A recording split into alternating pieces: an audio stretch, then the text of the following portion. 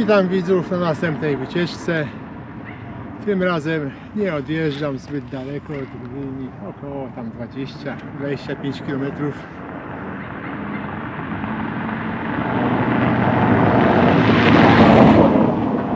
Chcę zbadać tutaj kilka miejsc nad jeziorami, czy tutaj nadają się na miejsca przystankowe. A tutaj blisko Gdyni jestem, ta droga ma duży ruch, także jadę dalej.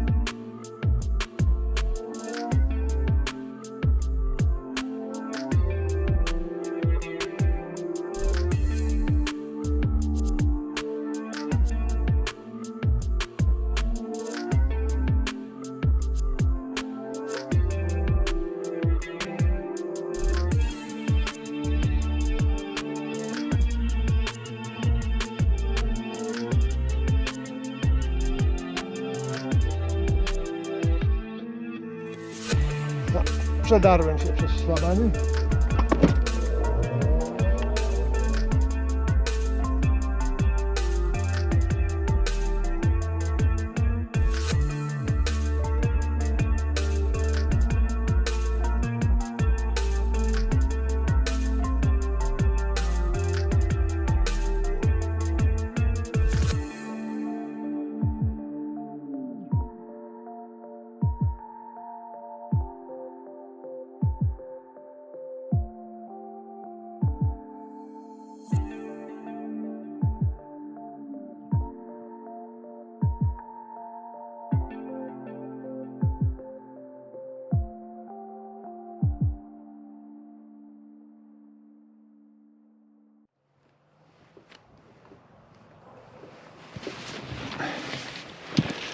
Zobaczę, czy tam dalej jest coś ciekawego, jakieś miejsce, bo tutaj jest ładne.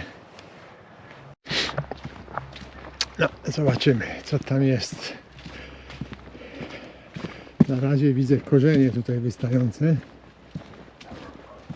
ale korzenie to nie problem.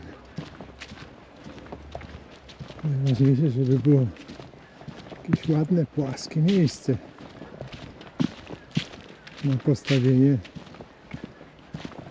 postawienie przyczepy. O, może tutaj.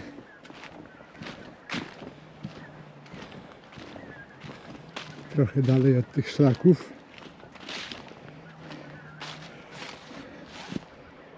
Tylko wtedy musiałbym gdzieś tutaj palić ognisko, które byłoby z daleka widać.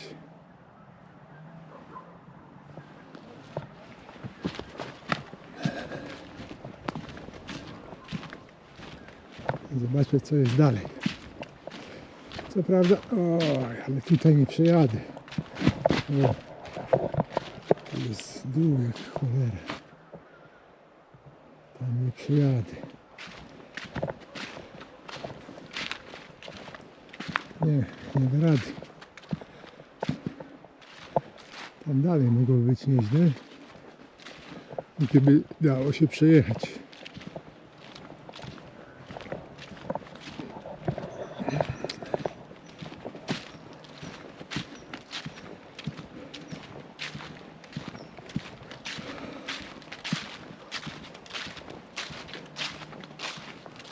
O, tu jest ładne miejsce.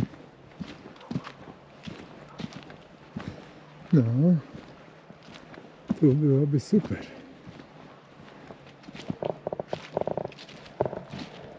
Wszędzie błoto.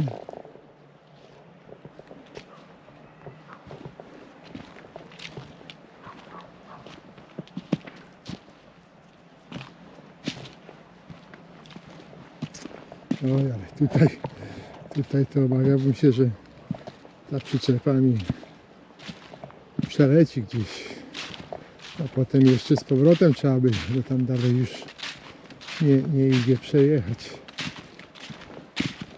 No ciekawe.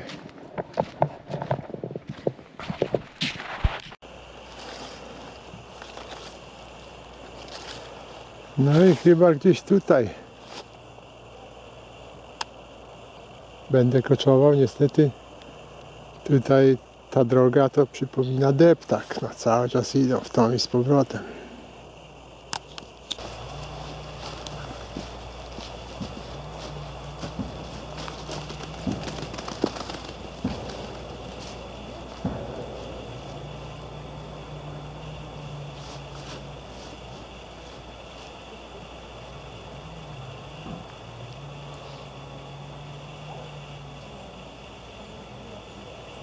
No tutaj, ej! To go, wracaj!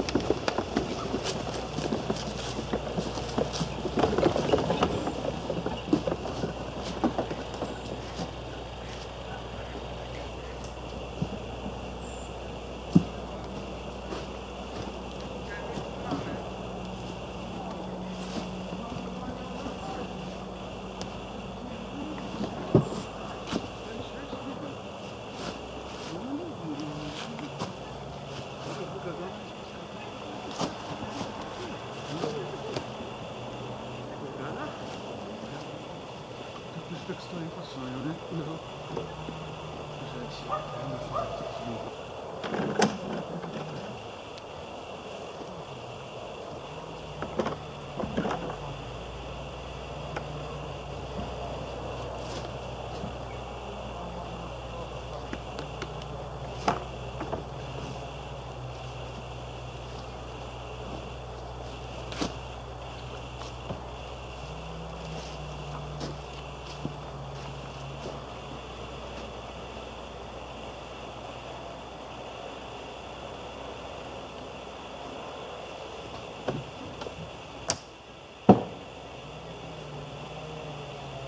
No niestety, całe pielgrzymki ciągną.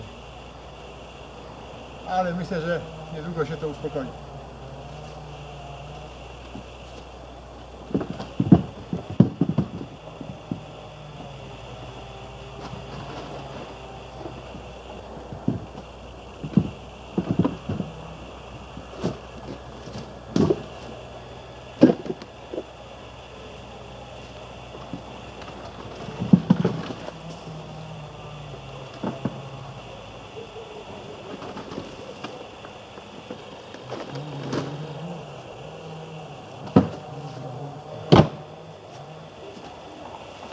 Spróbuję bez podnośnika.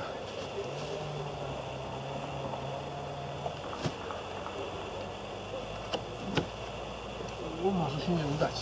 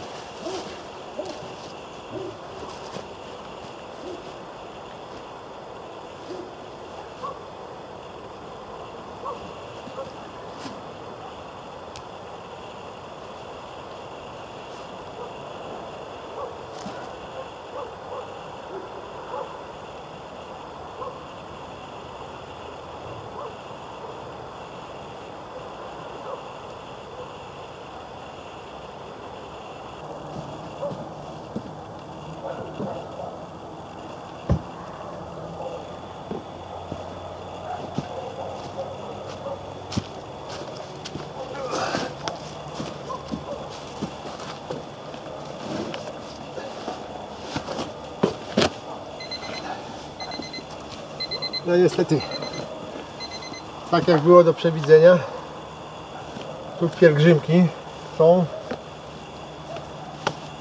Co drugi, co trzeci interesuje się. No i niestety dużo czasu musiałem spędzić na pokazywaniu.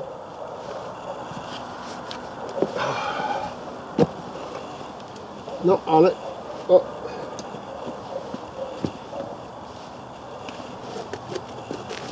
ale mam nadzieję, że część odpłaci się i będą oglądać moje filmy.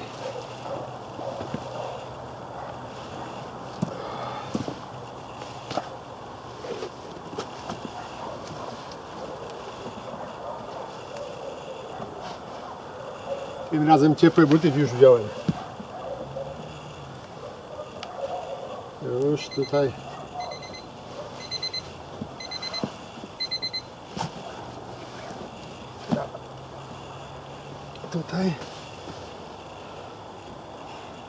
no niestety chyba dzisiaj już zrezygnuję z tego ogniska.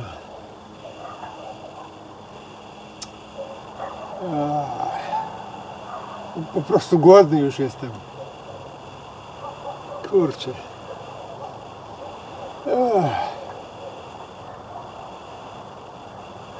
A może jakiegoś następnego dnia.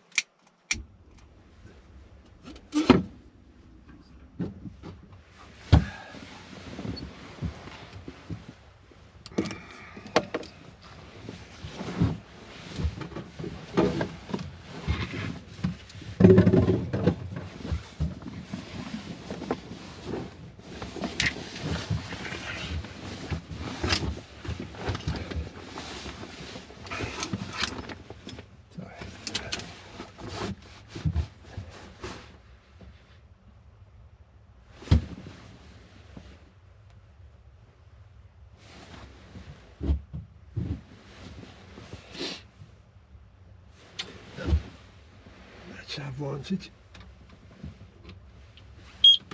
czujniki.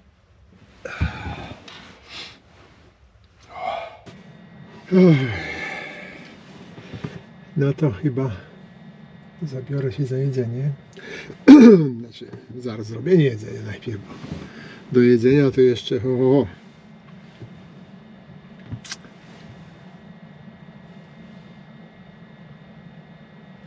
Niestety wyjechałem godzinę później niż planowałem. No i tutaj już w ostatnich promieniach słońca dotarłem. Która to godzina jest? Teraz 16. Kurczę, o 16 już prawie ciemno jest.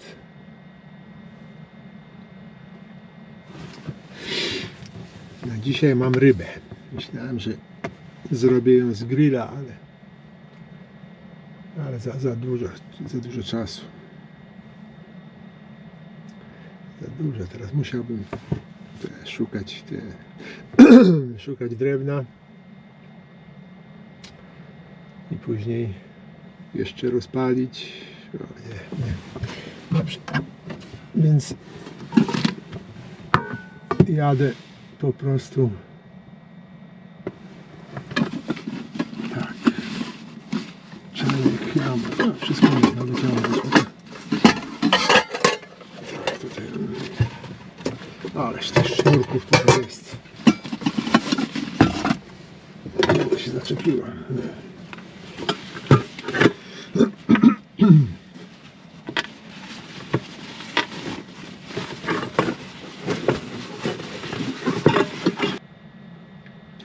Tutaj jeden z widzów zapytał się ostatnio, czy posiadam czujnik CO2, bo tam jest ten czujnik CO, tak, jest czujnik dymu. No ten czujnik czadu wykrywa też również propan. No, mam nadzieję, że wykrywa. Tak było napisane w instrukcji. Więc tutaj wszystko jest, ale nie ma.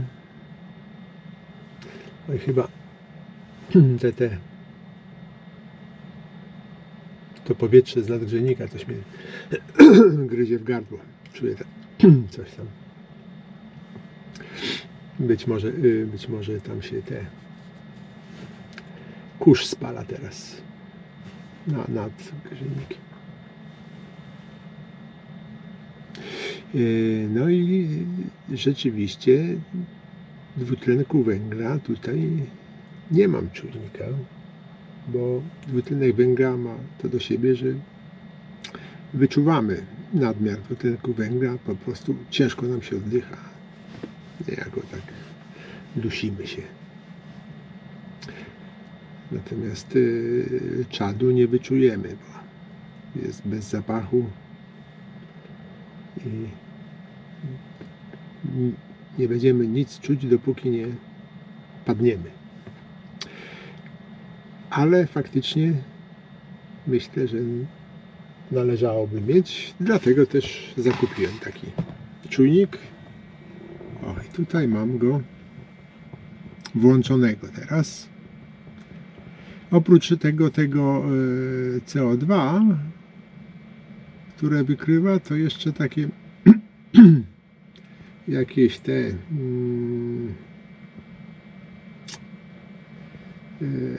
takie pyły zawieszone, jakieś tam no,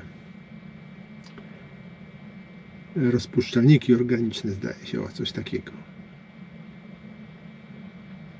To ta cyfra na górze pokazuje to. No jak widać, tam jest minimalnie. I tak samo CO2 jest minimalne.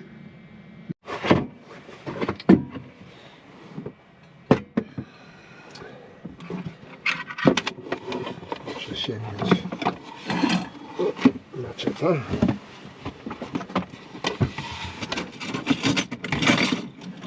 Sztuczce. To się może przydać. Raczej nie. Już, dobra.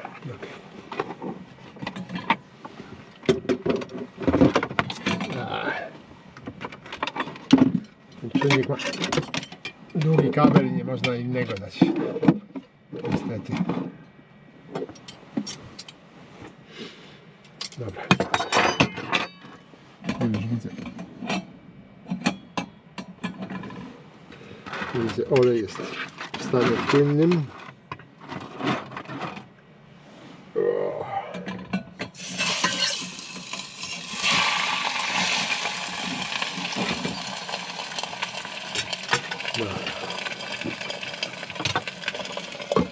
Przykryję.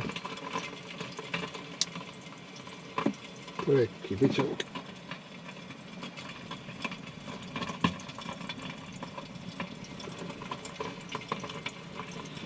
Dobra, niech się piecze.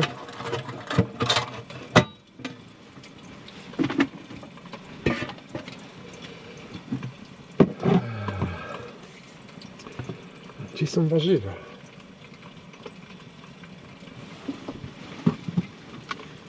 Czy tutaj coś będzie? Nie. Tu tylko mam coś takiego.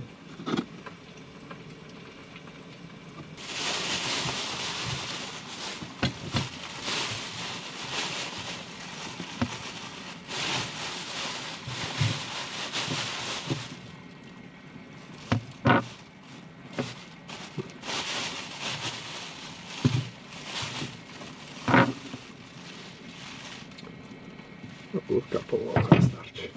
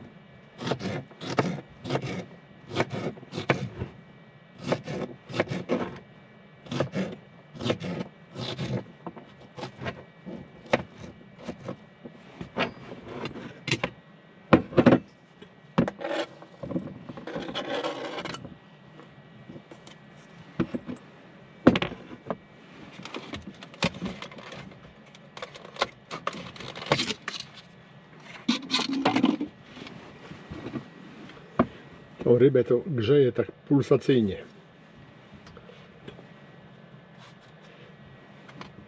Trochę tam nagrzeję, wyłączam, żeby się tam za mocno nie paliła.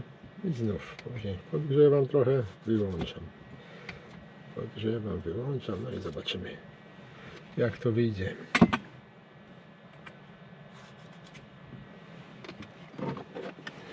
No i oczywiście serweta z olejem i przyprawami. Tam gdzieś powinien być papier, ręcznik papierowy.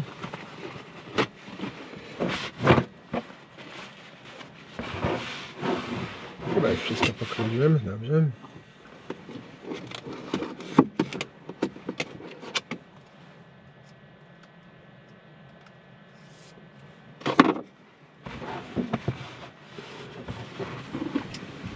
No, ale teraz będzie dobre jedzonko. A wiadomo, że dobre jedzonko trzeba popić czymś dobrym.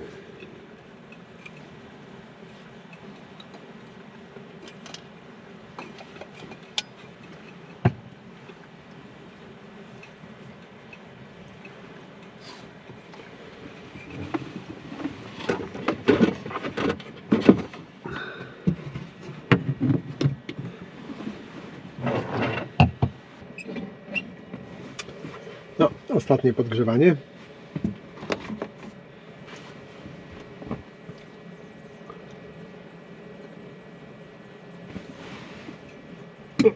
Ale niech stanie się jasność.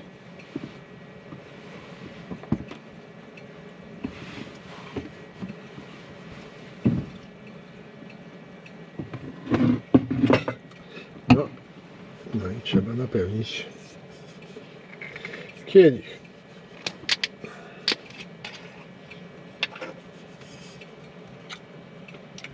O, to jest szczep winny Carmenere.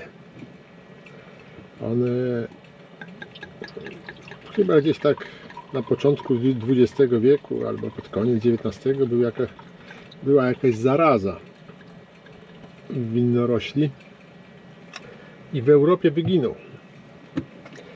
Wyginął całkowicie, ale ocalał w Chile.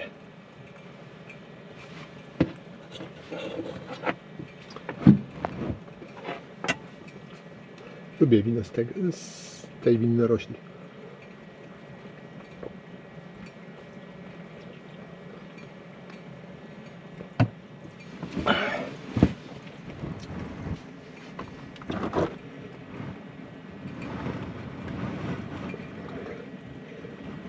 Trzeba przesunąć sobie, żeby wygodnie jeść. Dobrze, momencik.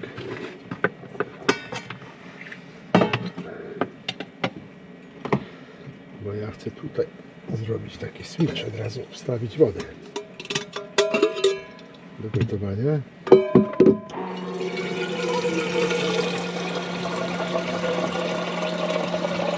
Ale, przecież ja mam ten. Ale dobrze, niech będzie. Przecież ja mam w termosie tą herbatę. No dobrze. Chyba damy już spokój temu łososiowi.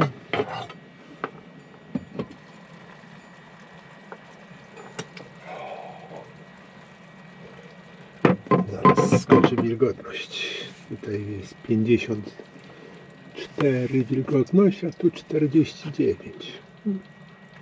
Czyli około 50. No. Bardzo ważne nie jest takie dokładne te.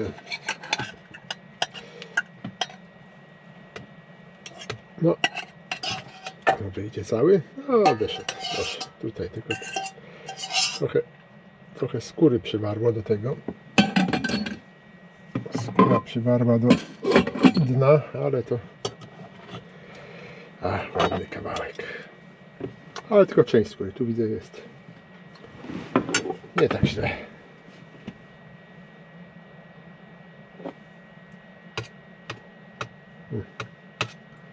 Tu z takiego właśnie wypływają te. No, dobrze.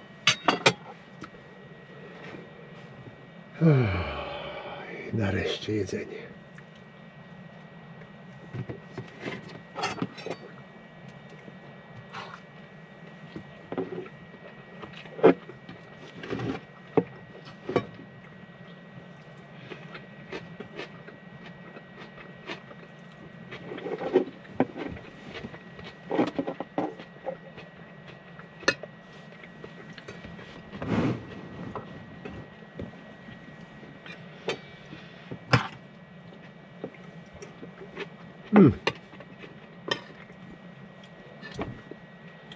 Zapomniałem. Oliwki jeszcze mam. Ale już poczułem krew, więc nie będę się już cofał.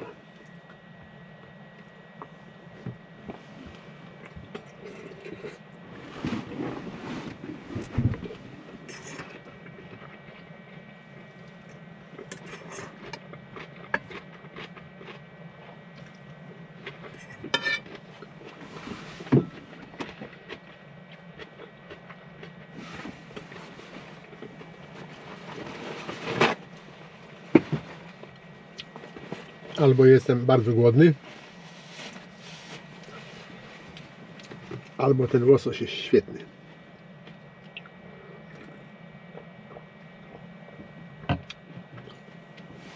Jest też taka opcja, że oba warianty są prawdziwe.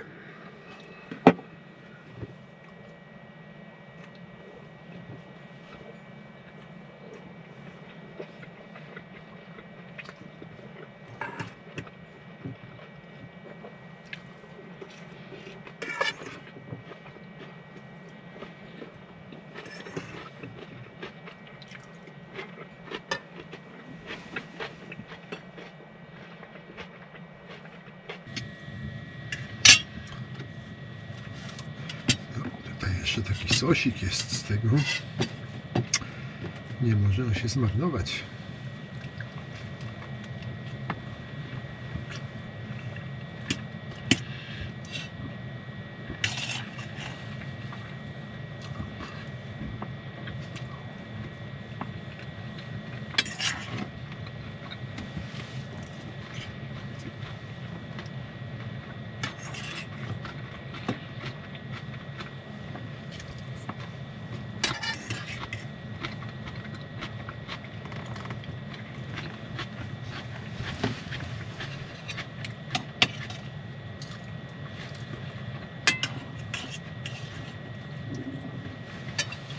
Na jutro niestety jakieś fatalne prognozy są. Ma padać cały dzień. A i cały noc.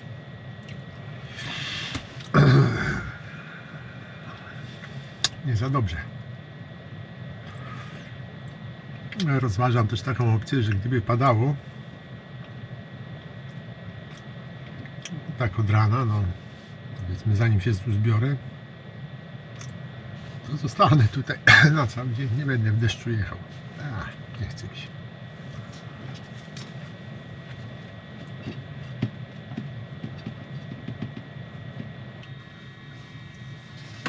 No, powoli robi się cieplej, aczkolwiek nie tak szybko, jakbym chciał.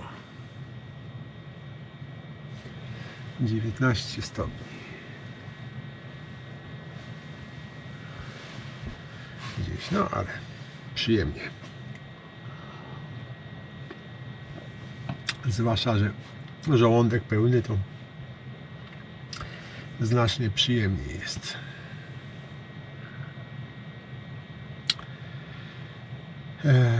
No myślę, że coś o morzu mógłbym przy okazji dopijania wina opowiedzieć, Ale tak ostatnio dużo miałem zapytań na temat zatonięcia Heveliusza. No niestety muszę tutaj zawieść Was. Po prostu raczej nie jestem w stanie powiedzieć, jakie przyczyny były. Raczej wszystko to są tylko przypuszczenia. A na przypuszczeniach nie powinno się budować żadnych teorii. I sądzę, że każdy taki, który trochę zna się na pracy na morzu, powie to samo raczej. Tu trudno cokolwiek rozstrzygnąć, bo nawet to, że był jakiś straszny wiatr i no i kapitan mógłby na przykład nie wypływać, tak? To też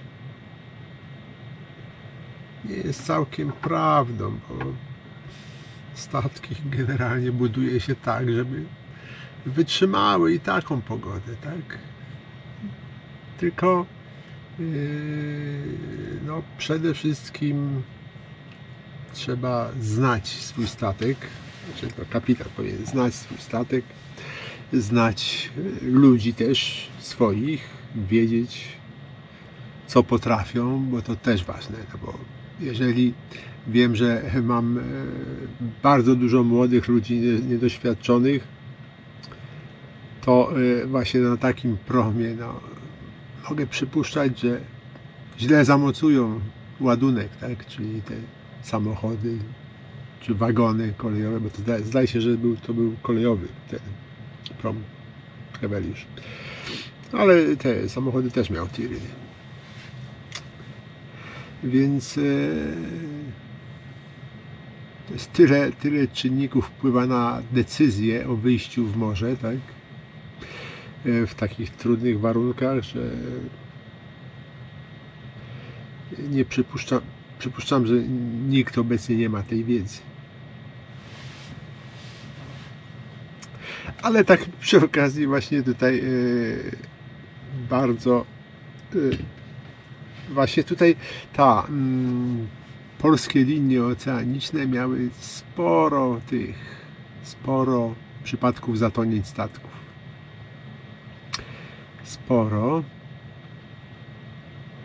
Niektóre tragiczne, inne ludzie, a wydaje mi się, że w jednym chyba, w tym co chcę powiedzieć, to opowiedzieć o tym, to chyba tam nikt nie zginął bodajże. Wydaje mi się, że uratowano wszystkich. Otóż w latach 80., gdzieś w połowie, może w drugiej połowie 80. lat chyba, gdzieś chyba u wybrzeży Hiszpanii zatonął statek Sopot. Oni płynęli z Wysp Kanaryjskich, chyba do kraju płynęli, tak mi się wydaje. Płynęli do kraju i wieźli jakąś pulpę bodajże, pulpę z pomarańczy, czy coś takiego. W pojemnikach jakiś taki wyciskane te soki, czy mielone te pomarańcze, nie pamiętam. W każdym razie to był ładunek chłodzony, a mieli chłodzoną ładownię tylko na rufie. Dwie przednie były puste. Dwie z przodu nadbudówki były puste, tylko na rufie jedna była pełna, gdzie była chłodzona i mieli ten ładunek właśnie chłodzony. Z tego powodu mieli bardzo silny trym na rufę, czyli po prostu rufa mocno siedziała w wodzie, dziób wystawał. Ponieważ na Zatoce Biskajskiej była zła pogoda, to postanowili coś zrobić w tej kwestii. Mianowicie wpadli na pomysł, że zaleją pierwszą ładownię wodą. Otóż w polskiej żegludze morskiej, gdzie pracowałem, było dużo statków, które miały taką opcję, tak, zalania jednej ładowni wodą, ale to była specjalnie skonstruowana ładownia. To nie była taka zwykła ładownia. Nie, ona była, raz, że konstrukcyjnie była wzmocniona, dwa, to jeszcze odpowiednie pokrywy lukowe odpowiednio były zrobione, były pewne odpowietrzenia. Te pokrywy lukowe miały mocniejsze mocowania niż zwykłe pokrywy i tak dalej, i tak dalej. Także żeby do ładowni przyjąć wodę jako balast, to musi być to specjalnie skonstruowana ładownia. Natomiast załoga tamtego statku, MS Sopot, nie miała takiej wiedzy. Tylko słyszeli, że są statki, które biorą balast wodny do ładowni. Ten statek był skonstruowany tak, że oprócz przegród pomiędzy ładowniami była jeszcze taka przegroda pozioma w poprzek, że tak powiem, ładowni. Oddzielony był dół ładowni od góry, że można było tak jakby dwie ładownie jedna nad drugą były. No i postanowili właśnie zalać pierwszą ładownię, ale tylko ten dół. Tylko że zamknięcie tej ładowni nie było ani trochę szczelne, takie jak tego, nie miało praktycznie tam żadnej wytrzymałości czy coś. I woda, jeżeli zaczyna chlustać w takiej ładowni, to robi nieraz duże szkody na wielkich tych tankowcach.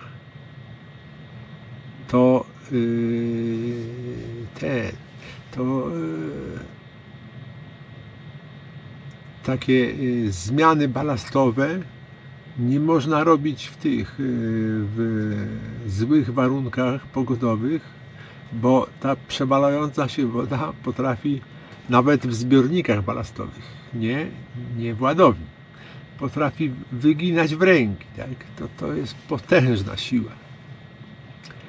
No i stało się to, co miało się stać, to znaczy woda z tej pierwszej ładowni z dołu zaczęła wydostawać się na górę. Na górę. I teraz co się dzieje? Otóż te płyny na statkach, w zbiornikach zwykle robi się tak, żeby była jak najmniejsza powierzchnia swobodna tych płynów. To znaczy, żeby zbiornik był albo 95% pełny, gdzie prawie tam do full jest, albo tylko 5% napełniony. Oczywiście są zbiorniki, które nie mogą mieć tego, ale robi się je zazwyczaj bardzo wąskie. Nie robi się takich szerokich, na całą szerokość statku. Tak? Taki zbiornik to pewne jest, że będą problemy ze statecznością. Więc taki się nie robi. Tymczasem oni mieli właśnie coś takiego. Pierwsza ładownia pełna wody i ponieważ część wydostała się na zewnątrz, to tutaj zrobiła się tak zwana powierzchnia swobodna i ta woda hulała. Raz na jedną burtę przewalała się, raz na drugą. Ponieważ woda wydostała się na ten międzypokład u góry, tak, na tą górną część pierwszej ładowni, to tam też woda hulała. Raz na jedną burtę, raz na drugą. No i żeby zaradzić temu, to wywiercili chłopaki sobie tam od strony drugiej ładowni wywiercili otwory, żeby z tej górnej części pierwszej ładowni woda spływała do drugiej ładowni. I tam pompami zęzowymi wypompowywano tą wodę. Czyli tak, cały czas pompowano wodę do tej pierwszej ładowni. W pierwszej ładowni z dołu dostawała się do góry, przelewała się do drugiej ładowni. No i tam też powoli się robiła tak zwana powierzchnia swobodna, tak? Ponieważ te pompy zęzowe, te kosze, które tam zbierały tą wodę, pozapychały się różnymi odpadkami, bo wiadomo, w ładowni zawsze tam, zwłaszcza w takiej drobnicowej, to jest jakieś sporo takich zanieczyszczeń i coś. No i w zasadzie można powiedzieć, że załoga sama zatopiła statek. Cały czas pompowano tą wodę. Ona coraz bardziej kiwała statkiem, aż w końcu statek zaczął się przewracać. No i wydaje mi się, że cała załoga opuściła ten statek, zanim całkiem zatonął. Bo tam muszę przyznać, że te służby ratownicze hiszpańskie są znakomite. Znakomite. Czasami przepływając tam ćwiczyliśmy z nimi. Najpierw wołają przez radio, czy mogą poćwiczyć, no i przylatuje helikopter, czy tam podjeżdża ten jakiś tam łódź. Przeważnie z helikopterami ćwiczyliśmy te. Także oni naprawdę są dobrzy w tym. Ale mówię, nie pamiętam dokładnie, czy tam ktoś zginął, czy nie. Wydaje mi się, że nie. Ale tutaj, ponieważ no, świadkowie się zachowali, znaczy przeżyli świadkowie, to ustalono dokładnie, jaka była przyczyna tego zatonięcia tego statku Sopot. Bardzo ciekawy przypadek. Niekompetencja goniąca niekompetencję. Niesamowite. To jak pamiętam, jeszcze wtedy właśnie w PŻM-ie pracowałem, jak czytaliśmy opis tego, co tam się stało, to włos się jeżył, że ludzie mogą coś takiego wymyślić.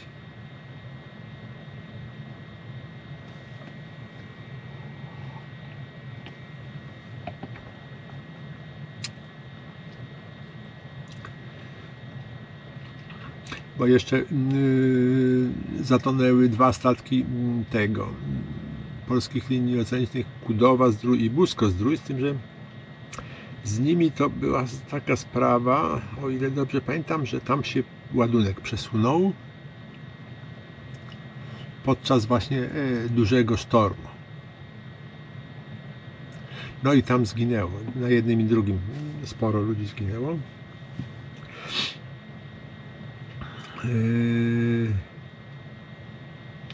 Z tym, że tam te statki też miały jakiś problem ze statecznością już wcześniej. To nie było tak, że tylko z tym, tylko dlatego, że trafiły na złe warunki pogodowe.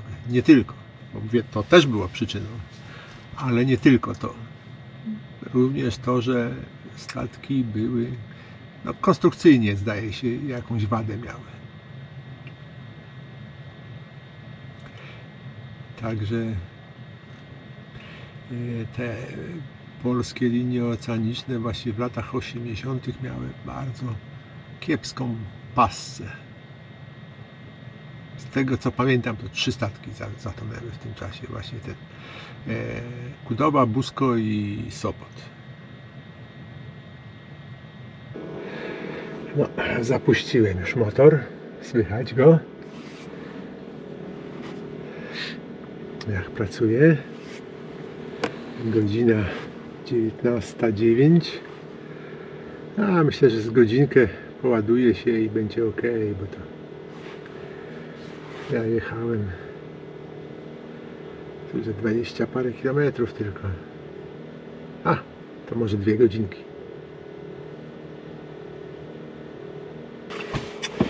No, lekki chyba przymrozek jest. Jak tutaj pokazuje. A nie, tu 0 pokazuje stopni, ale no, przy gruncie jest Widać, liście są zaszronione. Dobrze, coś może.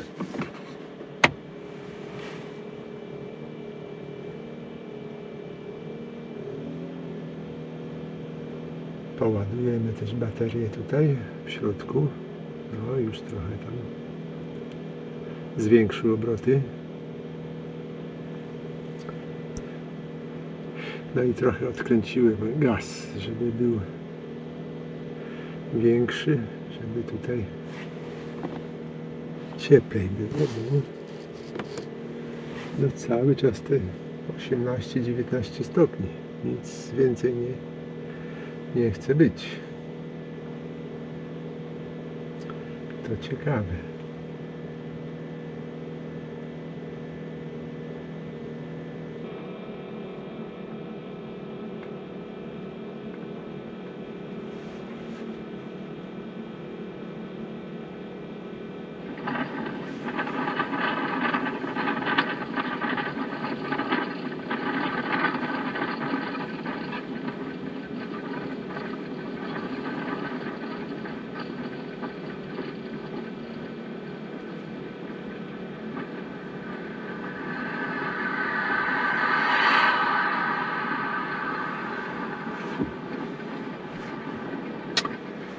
No i teraz muszę uczestniczyć w premierze mojego filmu na telefonie, bo nie wziąłem laptopa.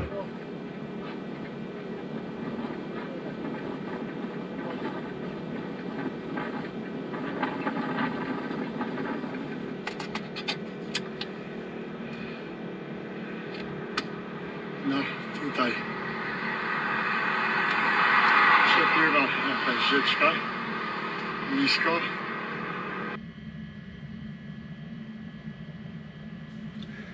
No, już 22. Właśnie wysłuchałem wiadomości. Na północy deszcz. No a coś ten kartusz nie chce się wypalić. Czekam, aż on skończy działać i wtedy tu przygotowałem nowy. Ale coś nie wypala się i teraz się robi nawet gorąco, już 20, no prawie 23 stopnie. Jeszcze ubrany jestem, bo wychodziłem tego. Agregat zwinąć. Już jest z powrotem zapakowany.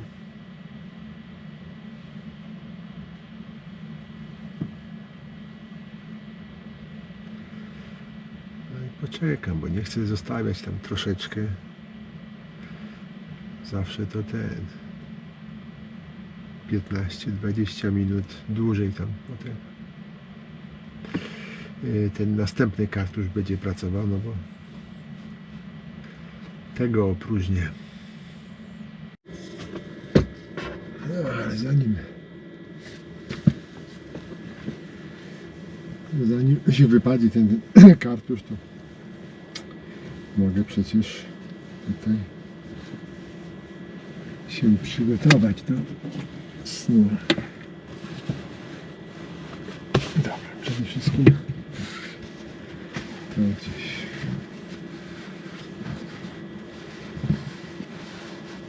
tutaj może, no gdzieś tam schowam później. Gdzie indziej, bo tutaj muszę dać gaśnicę, o, żeby na straży stała. Dobra. Tutaj.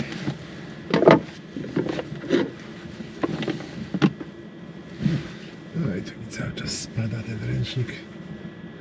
Wpadł do zlewu mokrego. Aha, buty. Muszę zabrać tam.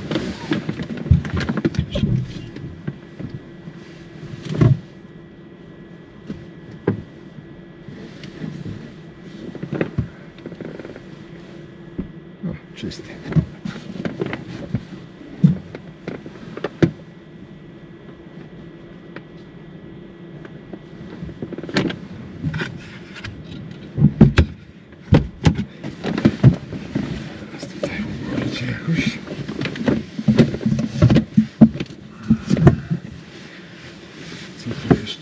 Zobaczcie.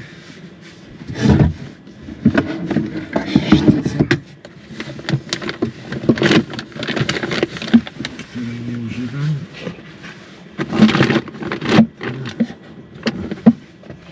To może niech zostanie. Dobrze.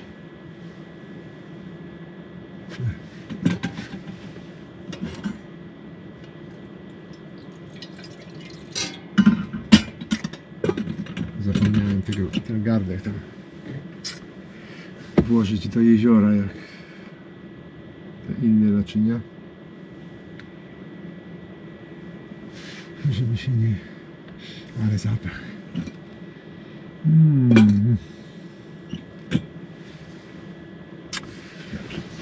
Dobrze, można tutaj zakrywać.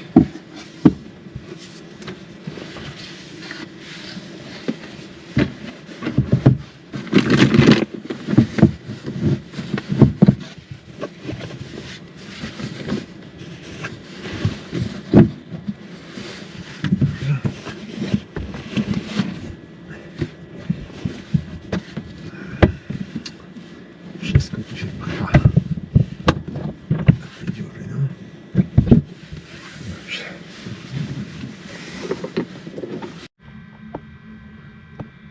No, dopiero północy. Ten kartusz się skończył. O. Też jest puściutki, ładny. Dopiero mogę iść spać, chociaż tutaj leżałem, w zasadzie tak podsypiałem trochę. No ale nagrzało się tu niemiłosiernie. Przez to, że tak odkręcony to było tutaj. Ale teraz już ustawiłem na takie normalne grzanie. Tak, żeby było gdzieś koło 20. I mogę iść spać.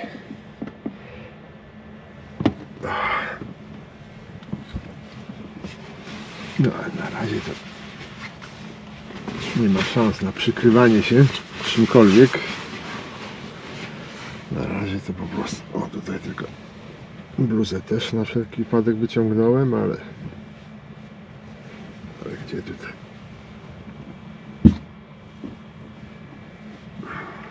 Za gorąco jest.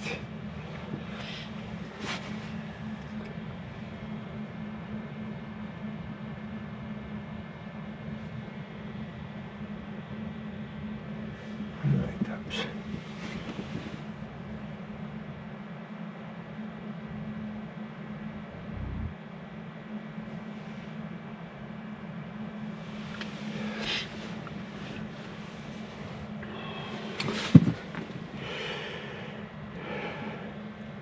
No to północ minęła. Koniec tego odcinka.